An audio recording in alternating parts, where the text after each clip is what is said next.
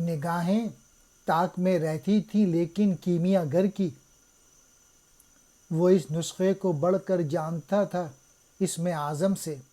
بڑھا تسبیح خوانی کے بہانے عرش کی جانب، تمنائے دلی آخر بر آئی صحیح پیہم سے۔ انسان تو اس نسخے کو اسم اعظم سے بھی زیادہ اہم اور قیمتی تصور کرتا تھا۔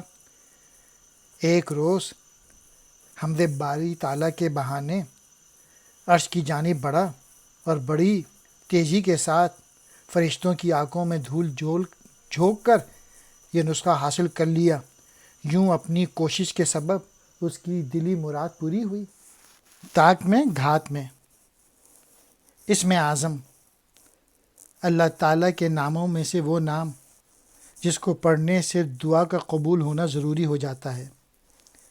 تسبیح خوانی اللہ کے نام کا درود کرنا۔ تمنائے دلی دل کی خواہش، بر آئی پوری ہوئی، صحیح پیہم مسلسل کوشش۔